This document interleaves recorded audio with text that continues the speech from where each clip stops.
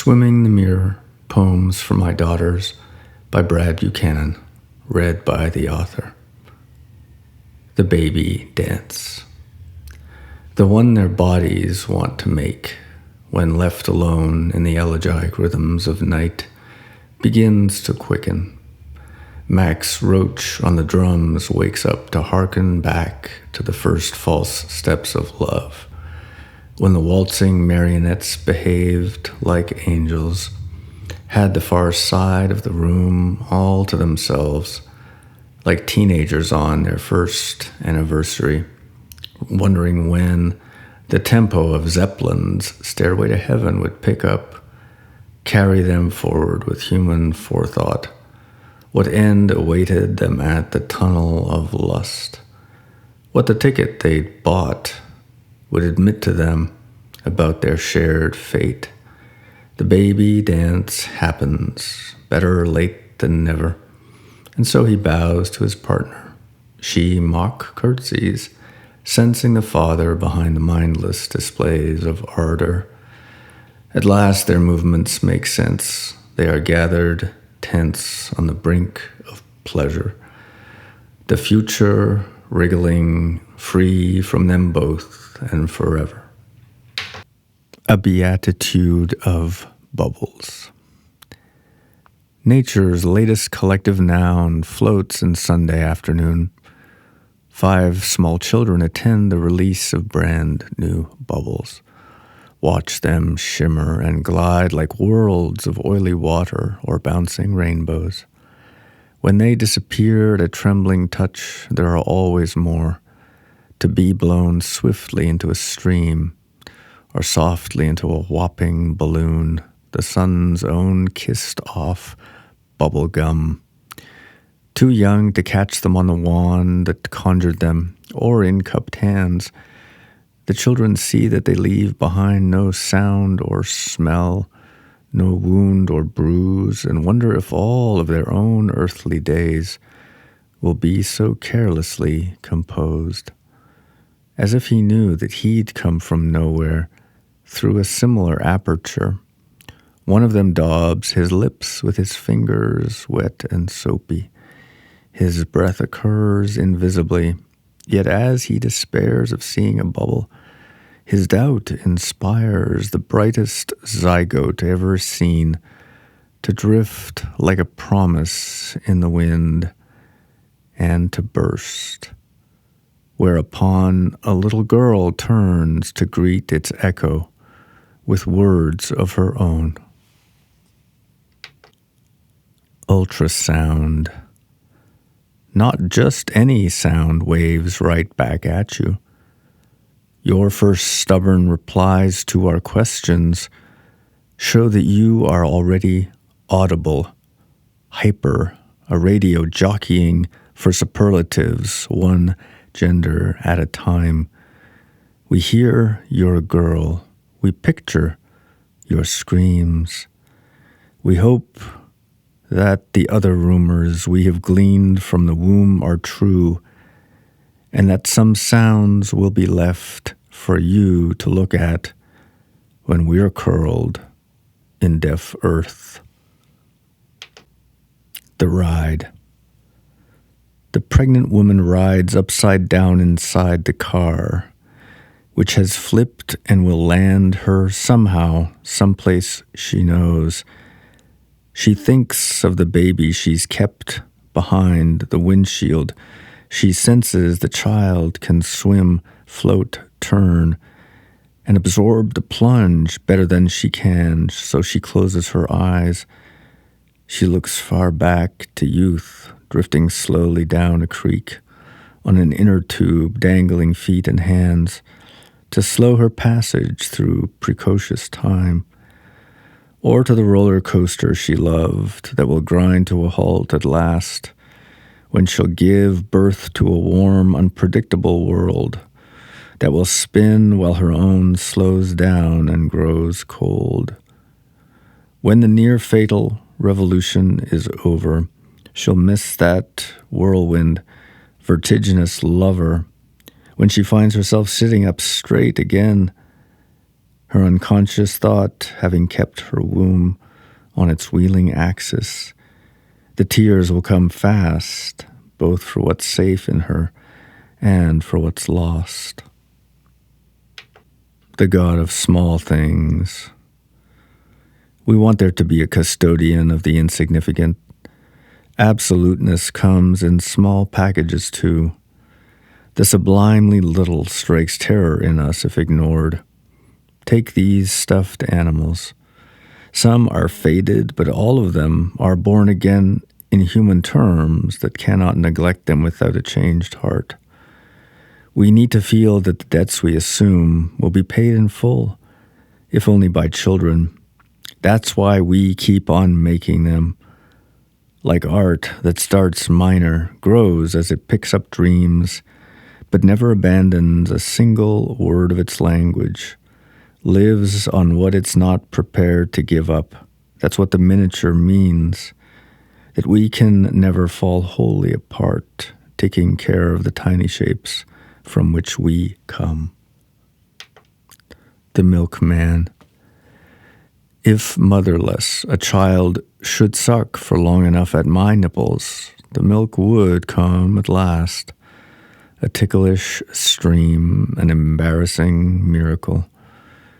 Carefully farmed like rocky soil, my body could nurture a sort of furtive guerrilla nature.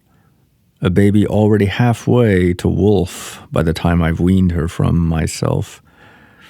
Vestigial windows on other lives, my dead tits sleep like soldiers' loves, their bleared eyes closed to the infant need that shames all barren masculine pride. Yet they stand ready for what the world might do to my wife. To let our child grow up, my shut furred breast could bleed itself so white that the latent, delayed lactation of men would return to become the heart's first secret, finally known.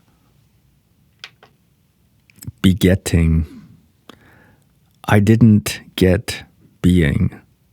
I hoped to be getting somewhere, furthering, fathering, coming back to where everything began. You don't just have a child, you conceive of the thing from a distance. You travel as far as you need to be from the person you were to start with. Behave yourself with a becoming air, then learn a new way to desire and live that discovery. Be what deserves and serves it. You can even call it a baby if you have a mind to stay where it takes you. The expectant father. Perhaps I will borrow the sun from my children for a while, grow tanned and sleek, smile my teeth back to primal white, and haul my heart to its normal place, down from my throat and up from my belly. Perhaps I will be less fit to die because I've whispered a thought into being from this deep spot in my lungs where breath comes haltingly, as if bracing to laugh or to cough up the ghost I have lusted to leave behind for a few years at least through this love. The music of the spheres, the white noise of corpuscles seething, the double drum of syncopated hearts, the hush and hiss of breathing, the kidney's minuet.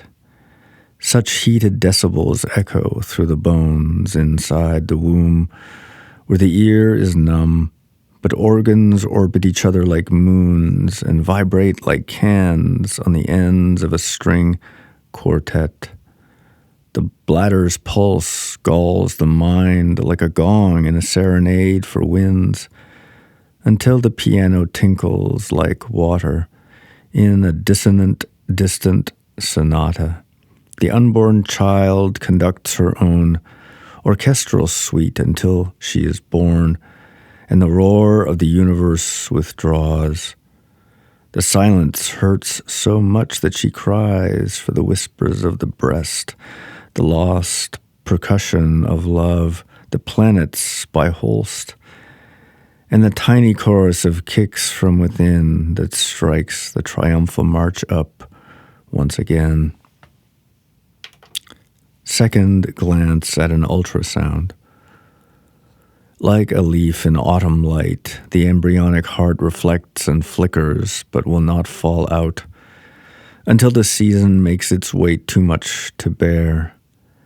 Yet the stretching root that fed this trembling, tenacious beat is now clairvoyant, shows us bedded strife between the stem and bud. The wing-shaped petals struggle with blood and sap the ground like a needy god in desperate innocence, hunched like a seed inside a kernel atop a wide, majestic maple. Our child will speak only in shady semaphore, shake its pulse at us. Through this distant, bleak, and liquid landscape, finned and flecked and ravenous, she wears a cloak of neutral, natural shapes, like a shark. Hiccups. Trying to breathe before there is air, the child feels a first spasmodic desire and chokes on it, coughing its liquid lungs into shuddering, deeply buried wings that stretch as with speech but stay noiseless and hidden. Its little tongue gagged, its throat mucus-laden.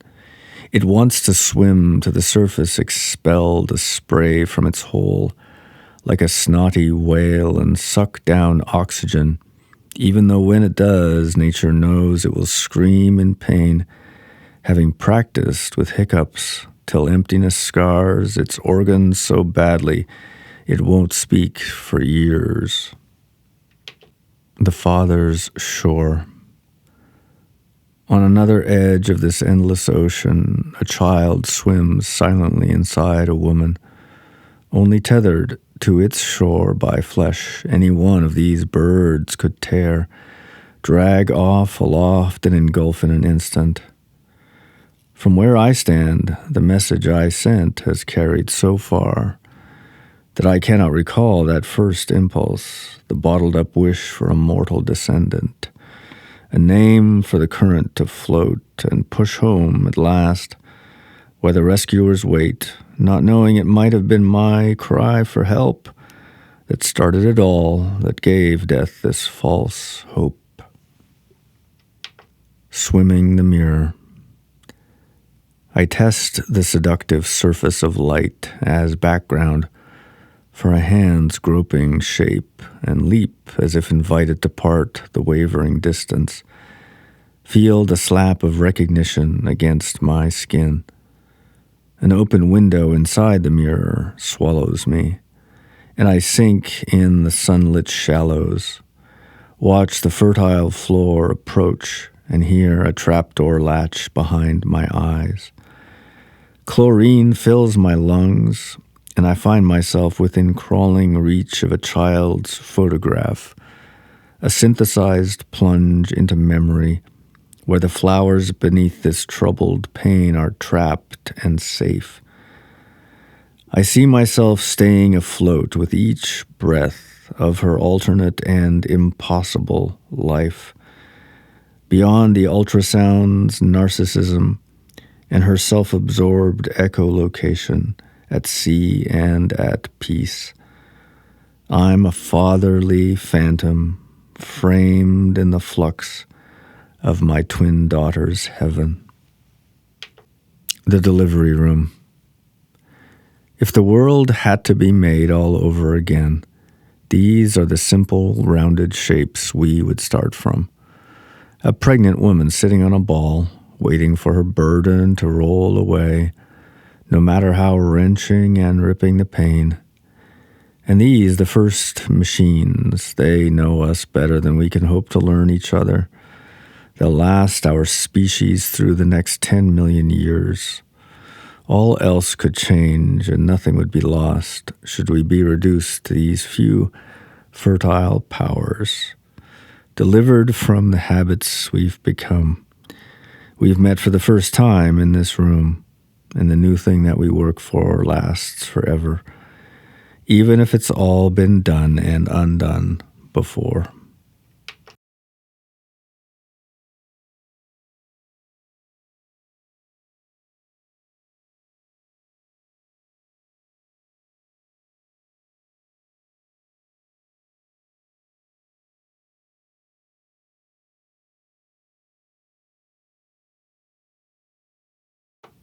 The drunken infant.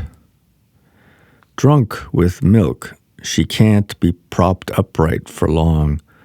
She nods and sways in a bibulous haze, winces and waits for the burp that still surprises her when it comes out. Agog, then aghast, she cranes her neck and slumps, dribbling spit. She cannot help this inebriation, but no matter what, she won't give back the precious liquid that started it. Quiet, alert. Not sad, but crying, the baby is signaling her newfound needs. The world's in a holding pattern and knows it.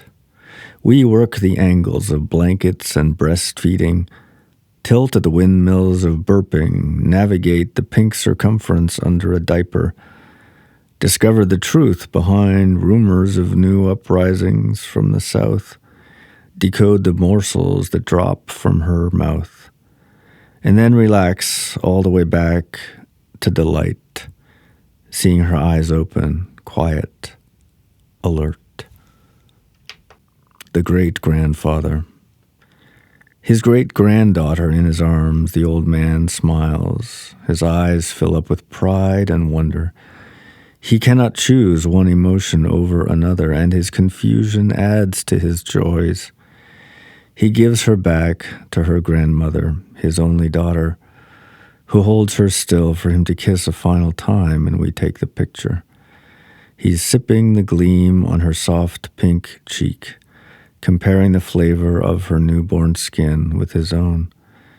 He senses a trace of himself in her, and is satisfied, knowing that what he has done outweighs the things he can no longer do, or could never do, or will do again. Umbilicus. This knot of fossilized offal, pressed into stopgap service, smelling of rotten fish or sewers, disfigures her flesh with its severed history.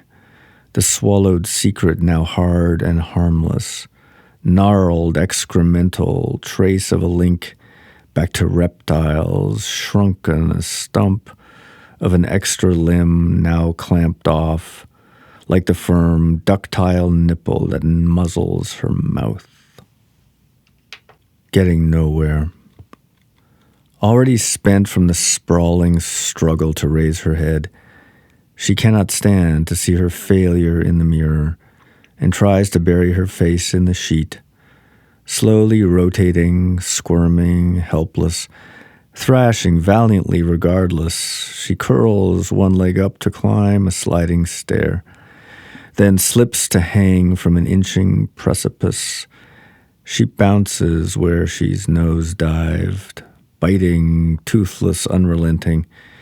She will not turn aside and rest, so I flip her back, where she'll stay pinned and placid again until some new strength spurs her on to get somewhere for the very first time. The bubblegum baby. Her cheeks are so full of themselves. They blow up to such succulent shapes, so pink and palpably delicate, packed with a truculent sweetness that bursts when her breath tears its shell, that we must choose not to chew her too hard. Meanwhile, she gives us such jowls for our kisses that it's deliciously possible to forget there are any bones in her at all, though she gums her own fist and finds there are limits to malleability, even in girls. The gestures. Gestures, gesticulations. The baby makes and unmakes them at a moment's barely conscious whim. They stretch between her and our awkward vigilance, become the doubts she can't express, the balance kept despite undignified positions, exuberance in paralysis, the naked urge to escape the wraps we keep her under, alert in the night, promises of a complete expressiveness she will fail to keep when words succeed these playful, shameless postures till she learns to conceal her movements and convinces her parents that they never really knew her at all. Oral phases. Biting my lips so I don't wear my teeth down from grinning fierce love of her, grimacing to imitate the delicate movements of appetite before she screams. She drinks like a fish breathes, welcoming the intimate shushing of milk. I hold my tongue at the ready to soothe or suckle. I huff till she's happy and put her down, pacified. Speaking of her, I try not to show my pleasure or wear that silly expression of satisfied hunger, lest she grow jealous and wake mouthing anger. The feral child. The womb has produced these faint traces of wolf, dark hair on the tailbone and fuzz on her elephant's ears. Her thighs, too, are tinged with a mantle of animal residue. Stranger species still live under her fingernails, sharpen them into pale talons. Vestigial predators pry her jaws open to take the sitting duck breast and strangle its milk, like a python who has been egged on to swallow mouse after mouse. She sleeps near her kill like a lioness, until the hollow sound of her tears makes her recognizable to her mother. A baby again, she repents of the dark shapes that squirm underground, and promises to retain the disguise of humanity, to be sure the world sees the warm fur recede, the appetite soften, the legs wear smooth, the blunted nails brighten. Spilled milk. A loose bottle top for the second night in a row, a wet screaming baby, a row that rages the length and height of the house, over who said what and in what tone of voice. As they placed fingers and pointed blame, we only touch each other in time to avert a disastrous permanence in our absolute anger. An unfair response becomes a negotiating position, and then at last, as talks break down, and we are reminded of why we were lovers, before we were mother and father to one helpless human being now sleeping again, we find spilled milk well worth crying over, since nothing else matters at 2 a.m. Slow dancing during nap time. Now I know what all those hours of hopeful practicing were for. The soothing, scarcely perceptible shifting of my weight during an embrace, as mournful guitars spread and tickled a rhythm. The cosmic patience with a partner's sweet reluctance. The realization that nothing is the best that can happen as long as we're moving in the same oblique direction towards rest. They were the only preparation I could want or even imagine for this nearly endless test of wills. My daughter's asleep at last. Outgrown.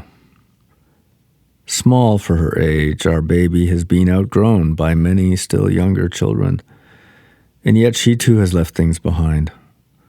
The striped and sweetheart-colored pajamas, the swaddling blankets, the newborn names, the swing, the inconsolable terrors of midnight, the bottle of milk in my arms, the quaint surprise of finding herself sitting and staring at somebody else, the vibrating reclining seat, the dangling pastimes of those who don't mind lying flat on their backs for a whole afternoon, These still form part of her in my eyes.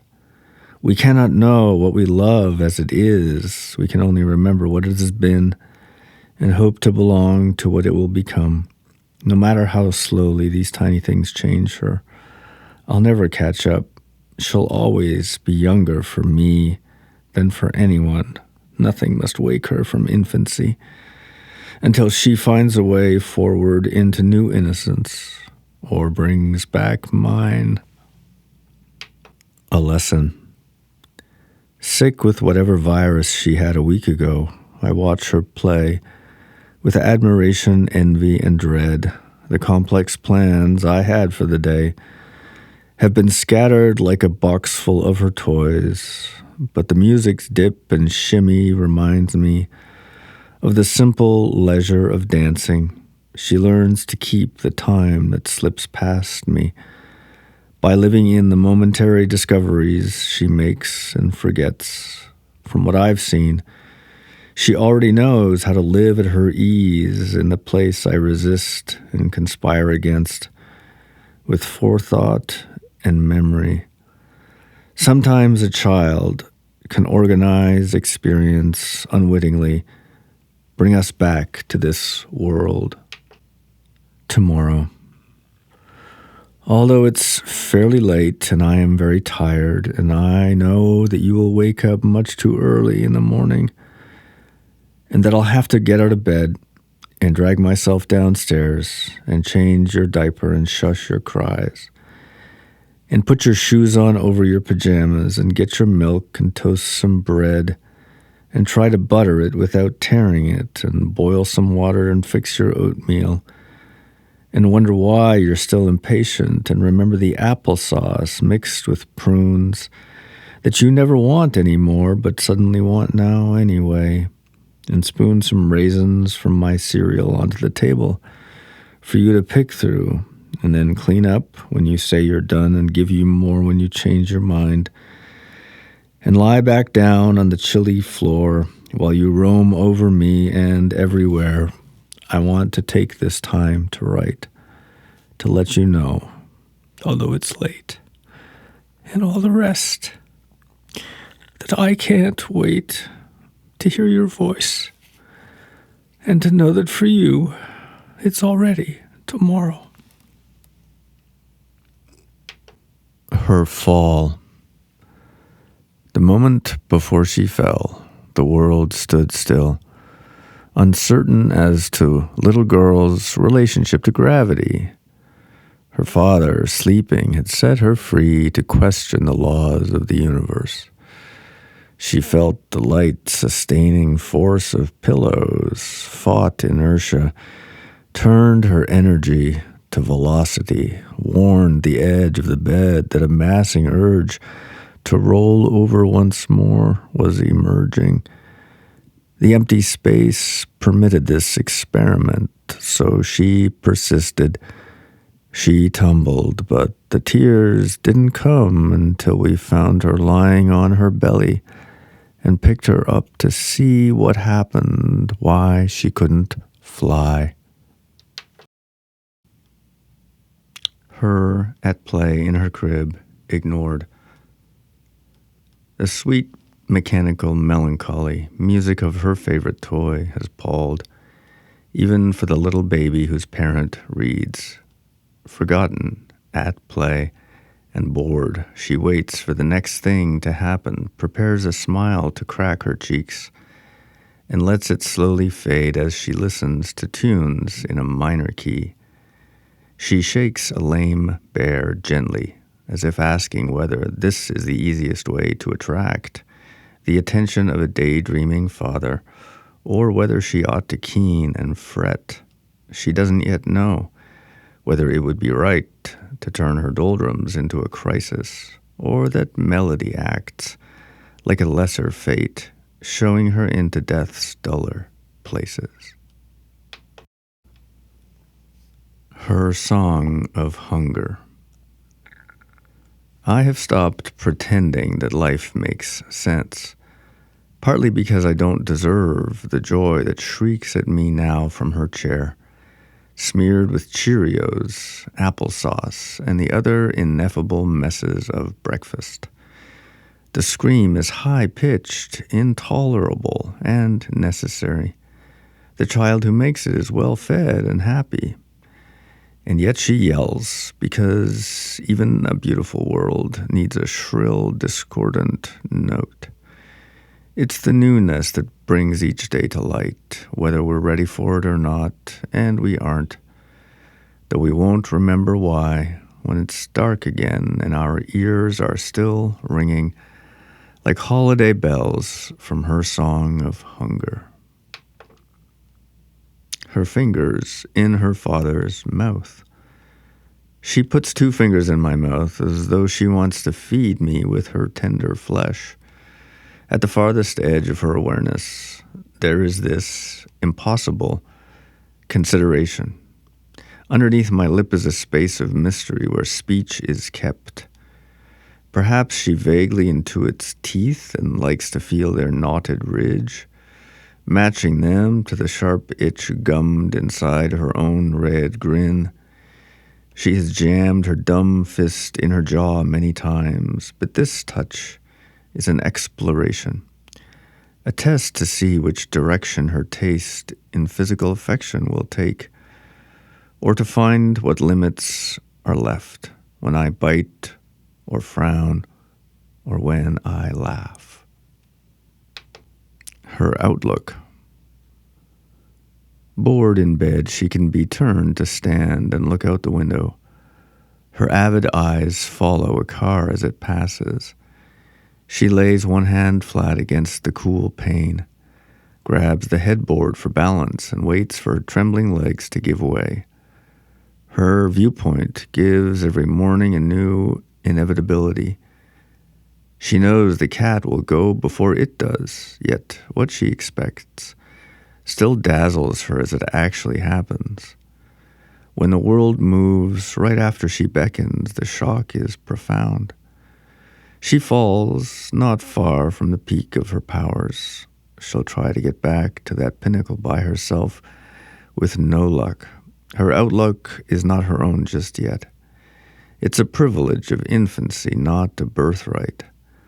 Life will change bit by bit and all for her sake, but she must assist as a witness and influence, till at last she is content not to watch, but entrusts what she's seen to her mind, lives like us in the past.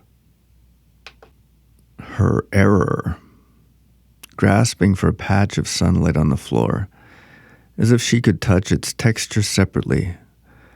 Our baby wants to pinch pale warmth with her fingers, but comes away empty-handed. Objects often get away from her when she attempts to capture them. She tries again to peel off the layer of brightness, to reveal the pure thing underneath, to brandish the skin of illumination for her peace of mind. She pats the space as though to put down what she never held where it's always been. Her illness. At first, no one knew what had come over her, and her illness seemed like her own immature quest for self-destruction, a perverse intention that backfired in feverish, rash decisions. The doctors could tell she was new to this strange business of sickness and diagnosed a case of mistaken identity. They were more wrong each day.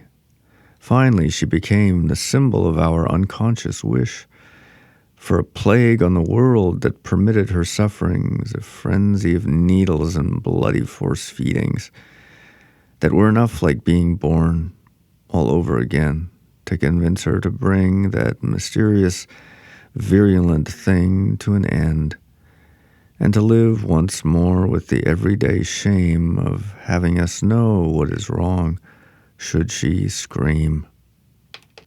Her heartbeat and mine. Too fast to keep track of. House music for an accelerated, unruly future with a non-stop strobe light, shakes her heart at the best of times. But now when she's sick, the syncopation gets so abstract it's hard to believe that the shallow beats can do any good when she lies on my chest and our two pulses blur, not as one but like two cacophonies of arrhythmic blood in sudden danger of boiling over with sheer mistrust of their admixture. Her pigtails, no longer the androgynous child with shaggy shoulders, mysterious ears, and a poet's halo, she wears her hair unwittingly in a pair of pigtails. Suddenly, her immaculate mullet becomes the antennae of girlhood. Her neck on display bristles and shines, grows vivid with vulnerability and intuition. Her head's on a swivel this morning. She turns around to say goodbye, then hello to everyone, alive to the possibility of admiration in both directions. She looks at the world as if wanting it to behold its own beauty anew in her eye. Her walks. Outside at last, at any cost, she ambles purposefully, dressed for a day twice as windy and half as warm. Persuaded to let go of my hand and avoid the street, she's still determined to cling too tightly, or else to climb each set of steps, accost every bush, and pry loose every piece of gum from here to the corner. She falls and then picks up sticks and rocks as she wends her endless way on the return and roundabout trip, which now begins half an hour and one whole block from home. Her father's belongings. Everything that she can't have must be destined for Daddy, or so she believes. The stones set tantalizingly in concrete steps belong to me. If only I would be bothered to claim them. If she could, she would scribble my name on all the sweet, forbidden things at Safeway. My appetites are long and brightly lit, patrolled by laws like gravity. She can go for days, trapped inside the omnipotence she attributes to me. Nothing makes sense as mere impossibility. I try to avoid the blame, say I am not in charge of the leaves that sway out of reach, or of places where she can't play, but she won't hear of it. Everything needs a reason why or why not, and gods are the easiest, especially when they're parents, and say yes most of the time. Her first news of eyelashes. Eyelashes are like brushes on the outside of your skin. They comb the air before it gets in close enough to form a tear. So if you're ever very sad because a good friend isn't there, just blink your eyes as fast as you can.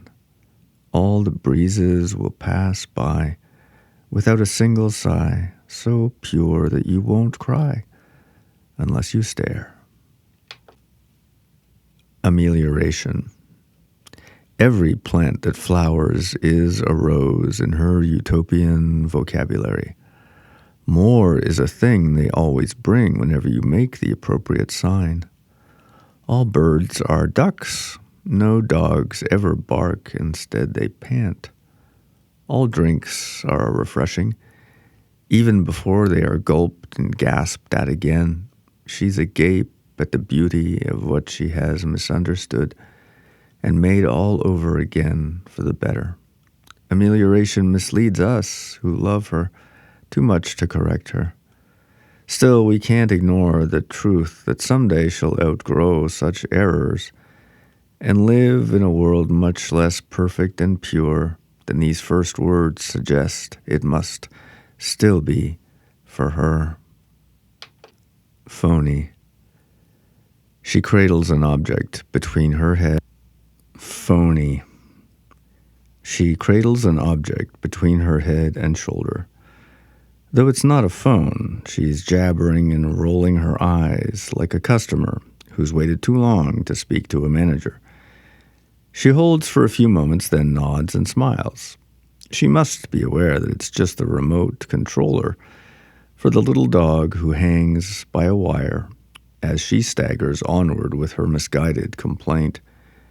She's pretending to be ignorant of the difference between what she does when nobody's watching and what she sees us do when we forget she's there.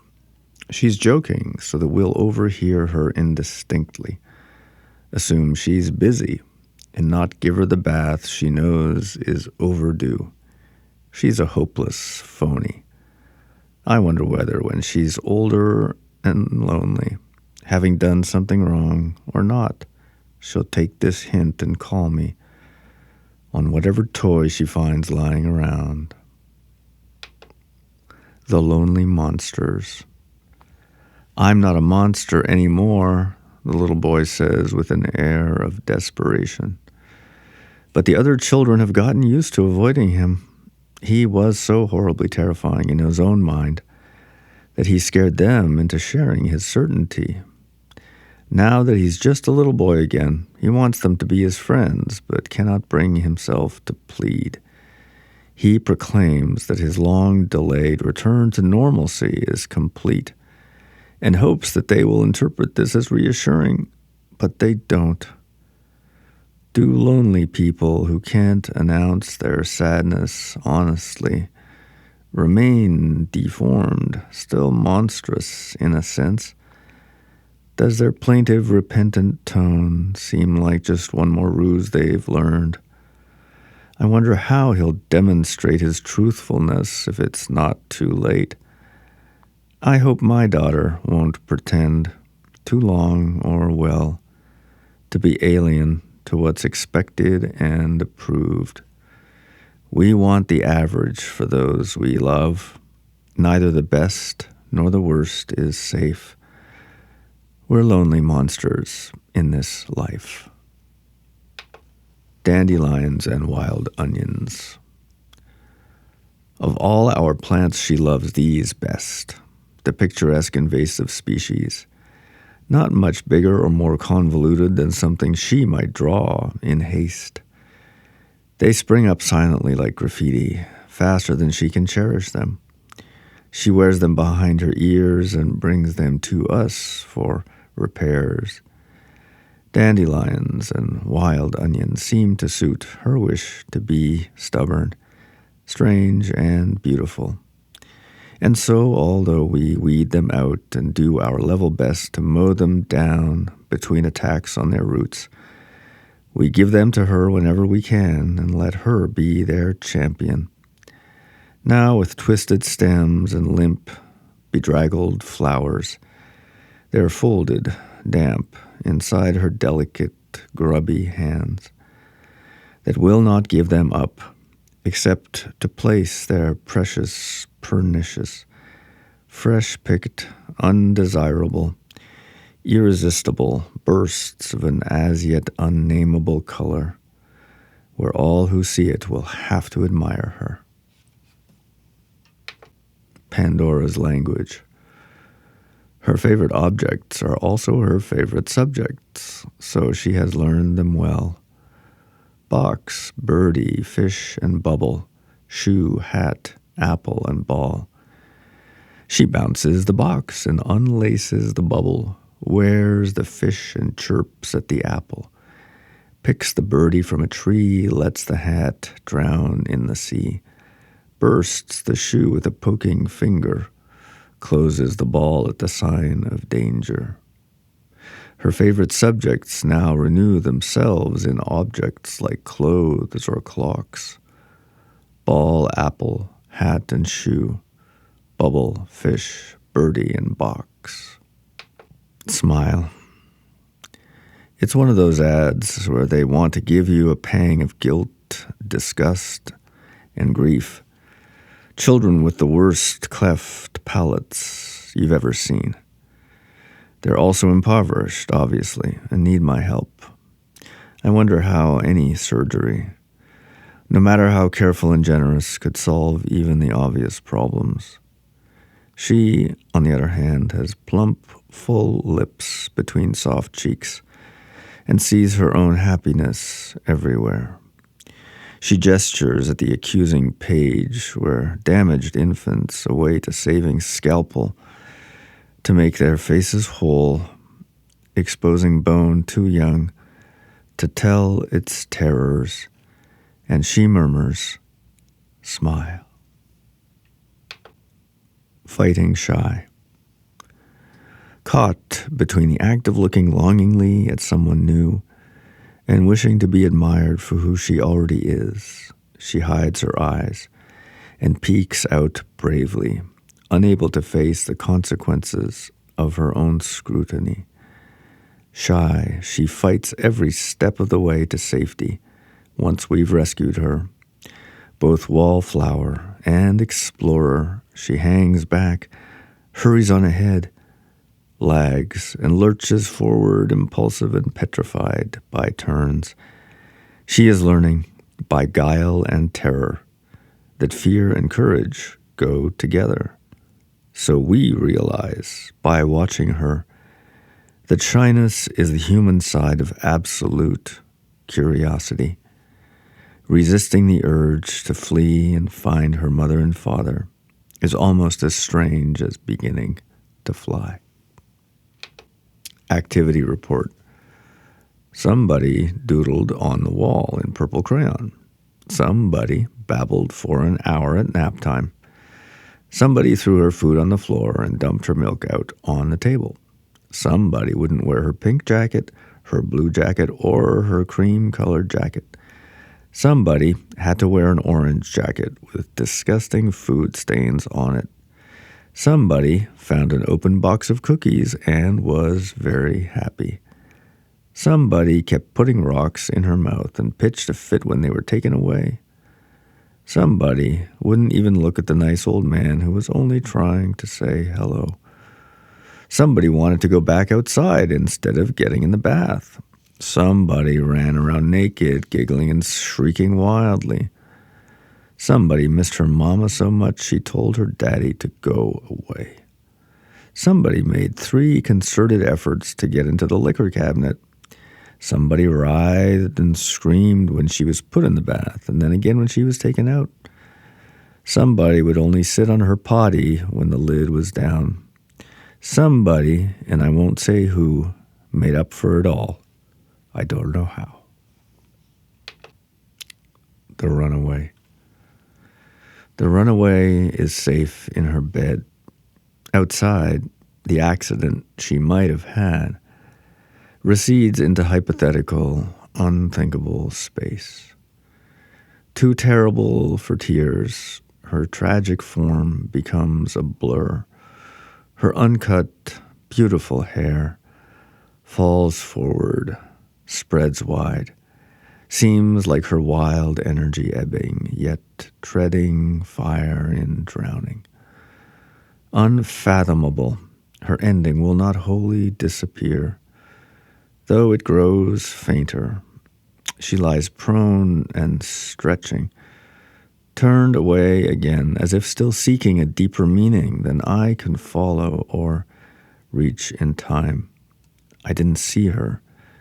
It was my wife who caught her and sent her ghost along this mistaken way. I round the corner. Repercussions of unknown grief still hang suspended in a dream. She is running away from her own dear life, and I am wrong to call her name. The boring princess. Unwilling to admit of any adulteration in her royal pedigree, she is at pains to assert that she is not some special sort of princess, nothing fishy, froggy, flamboyant, or incendiary seems to tempt her determined fancy. She will not even choose a Disney heroine on which to base her bland assertions. A grave noblesse oblige has straightened her impish face, and she betrays no exceptional claim to make her nearness to the throne more plausible. The lie has become unimaginable and burdensome, and even she concedes her boredom with its premise, but she won't abandon or embroider it, though it has long been lost with all fantasies in the routine. Drawing sunshine.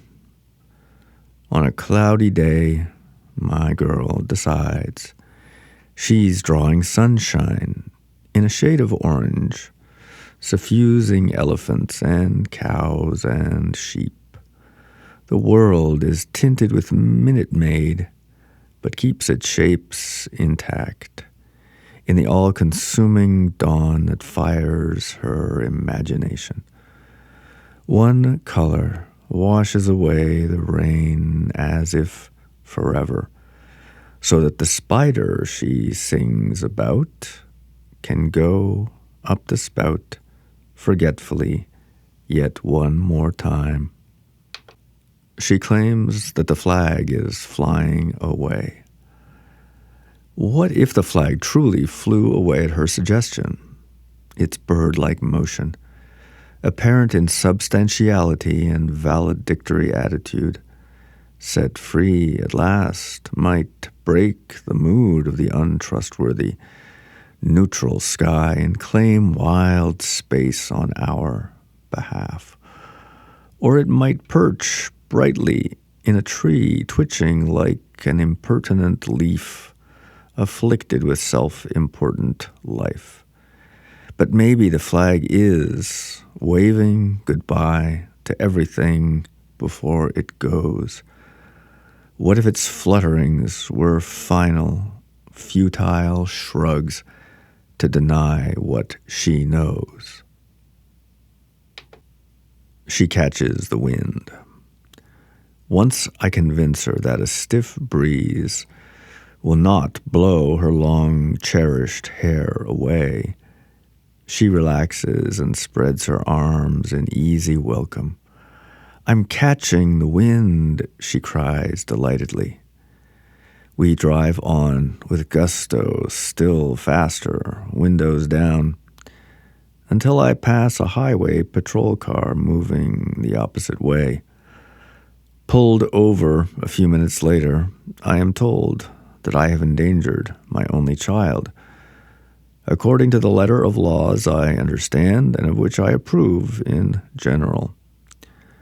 I thank the officer for choosing to overlook this rare but indisputable event. We wait and are finally released, with only a commonplace speeding ticket by which to remember this joyride. Buffeted, I could have veered off, and we could have died.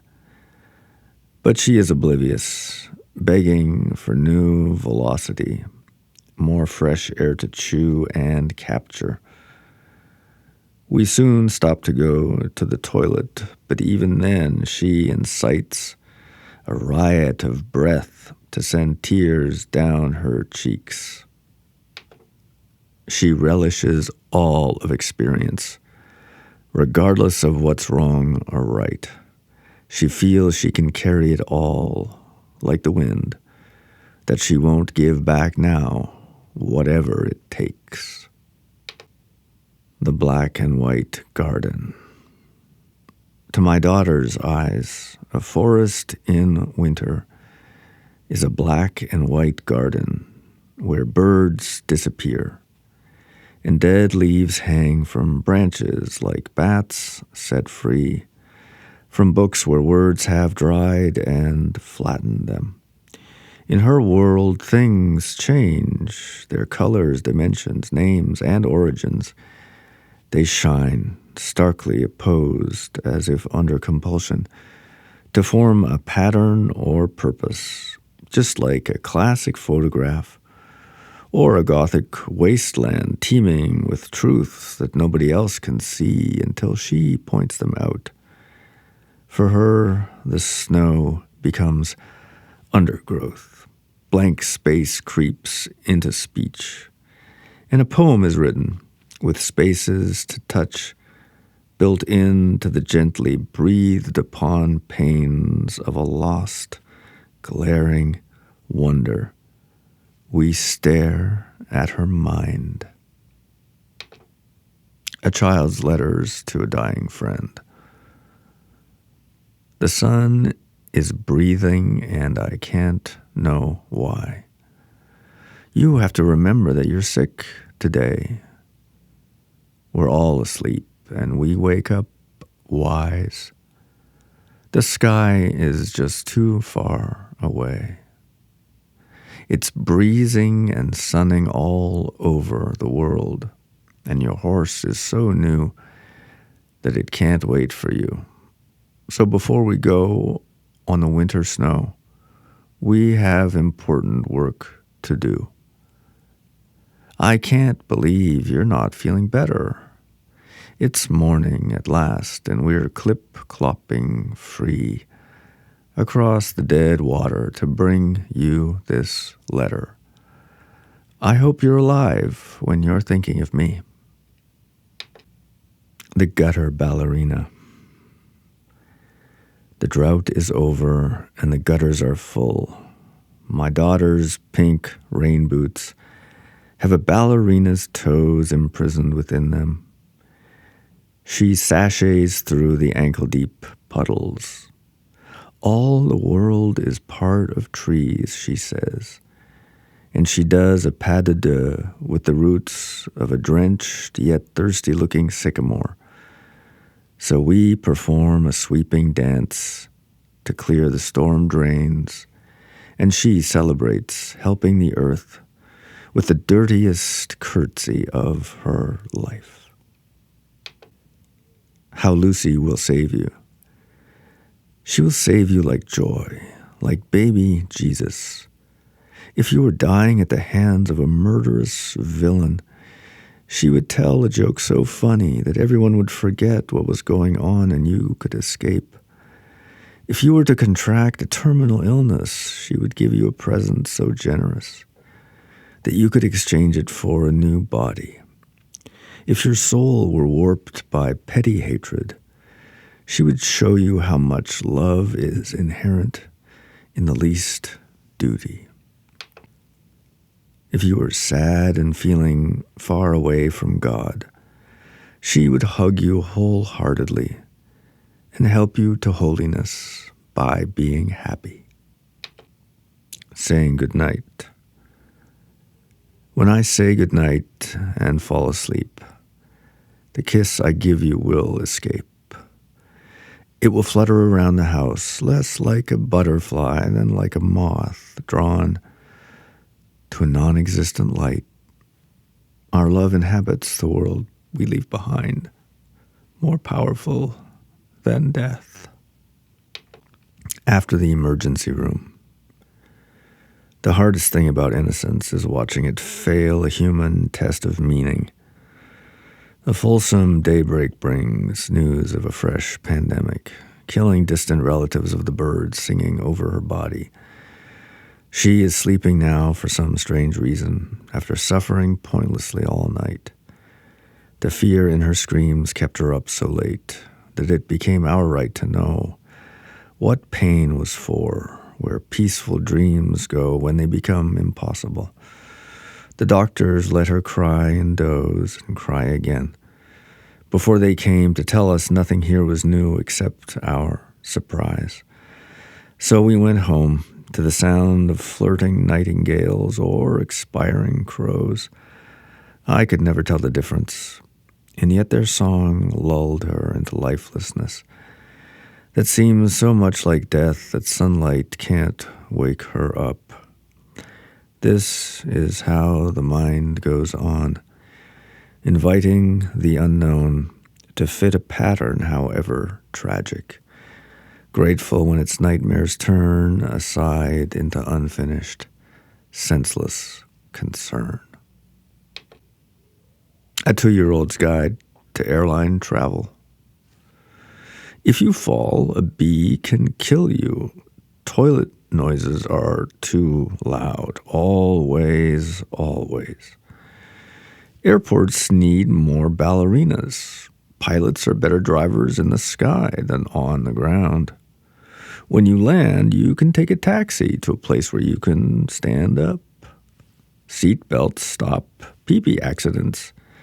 Security means you tiptoe in your bare feet. Parents have to talk loudly sometimes, or else they might shout. You have to listen to everything, even if it sounds like French. You have to wash your hands too much. You can't go home on the very first day. The medicine doesn't taste the same, and the Band-Aids run out before you die. The leaf storm. Today, her first metaphor is born out of yesterday's strong wind. It was a leaf storm, she repeats at breakfast time. Neither rain nor abstract momentum, but tall trees making their own climatic patterns, inventing fresh precipitation that sounds like the far-off applause of innumerable tiny, weather-beaten hands. Expedition. Where were they going at 5 years old and 15 months? They didn't get far on that careless escape. The flight from the open car door across the lawn to the sidewalk, where it ended with a face-first fall. They disdained the implausibility of it all, rushed hand in hand against the rules, their father's will, and everything else. The blood that spilled from the little mouth brought tears because it had been unthinkable minutes before, when the sisters had been conspirators with silly innocence. Now aware of the folly they shared, they are separate, scared, and solemn. I wish I had joined them on that ridiculous break for freedom, if only to cheat the inevitable. It might even have been fun for a while, and I might have glimpsed the destination they will very soon follow each other to find as far from home as possible. The human shield. No harm may come to me while I hold this baby. She is the human shield I've needed for all these years of shallow breathing and of friendly threats from men who thought they were the father missing in my life. Now I am certain of this soft protection, helpless rescue from indecision and vicious circles of selfishness. Her little body yields such gentle proofs against my mortality that I may sit daughter-jacketed and tempt all the devils of poetry. Lucy's What If. What if McDonald's had a sad meal as well as a happy one? What if all loss were to prove worthwhile, if only in this one small way? What if this stubborn, senseless grieving could get us a discount on the fast food of our choice? Would we accept a reduced price for our remorseless appetites? What if the world made an allowance for everything that we desire but can't afford? People could order it if they were going to a funeral and keep a few extra bucks in their pockets to buy flowers for the family. Besides, not everybody wants to smile all the time. We need the sorrow as well as the joy. The rainbow owes its life to the rain. The black bread of suffering ought to be cheap and fill us up with nutritious wrongs.